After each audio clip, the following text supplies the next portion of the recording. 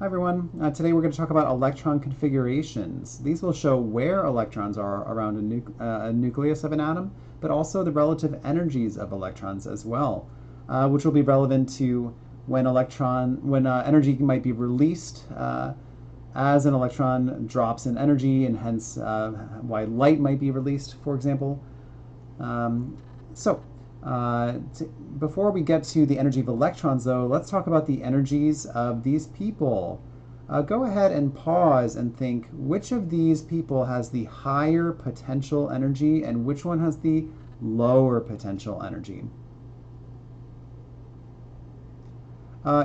So the higher potential energy one is the one further from the Earth. And the lower potential energy one is the one closer to the Earth. You may recall that energy cannot be created or destroyed. Energy is conserved. And so if this person were to drop out of this plane and try to go parachuting, then this person might at first have a high potential energy, but then as that person dropped down towards the Earth, that potential energy would decrease, and there would soon be more kinetic energy, energy of motion. That person would speed up on their way down towards Earth. So go ahead and pause and think which of these people is at a more stable position where they're likely to stick around at that place. Is it the person with the high potential energy or the low potential energy? Yep, the more stable position is the one with the low potential energy. A person standing on the Earth is likely to continue to stay standing on the Earth. But a person who just dropped out of an airplane is likely to change position and fall to a lower potential energy position. So this person who's at the higher potential energy is initially less stable. In this case, we had a force of attraction towards the Earth due to the law of universal gravitation. It's similar when we get to electrons and protons around the atom.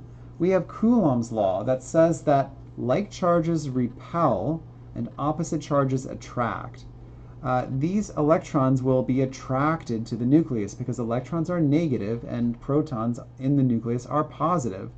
There is an attraction, a force towards the nucleus, just like there is a force for these people towards the Earth.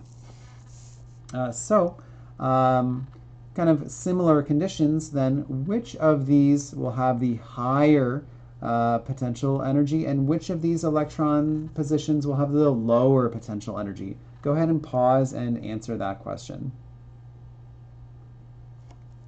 Yeah, the higher potential energy one is where the electrons are further from the nucleus, which they are attracted to. Just like the higher potential energy for a person is for the person further from the Earth, which they're attracted to by gravity. And then the lower potential energy position is closer to the nucleus. Now go ahead and pause and consider which of these is in the more stable position. Is it the electron far from the nucleus or close to the nucleus?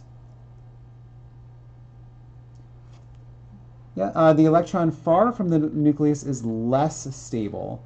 It might be likely to fall towards the nucleus and fall from this higher principal energy level to this lower principal potential energy level. Whereas this electron might be in the lowest possible potential energy level. It might be as close to the nucleus as it can get, and so it might be more stable. So we can kind of say general rule then. The most stable position for an electron is going to be close to the nucleus and at a low potential energy. Okay. We keep talking about these principal energy levels. So here's the nucleus. These rings represent kind of positions where electrons might kind of rotate around the nucleus.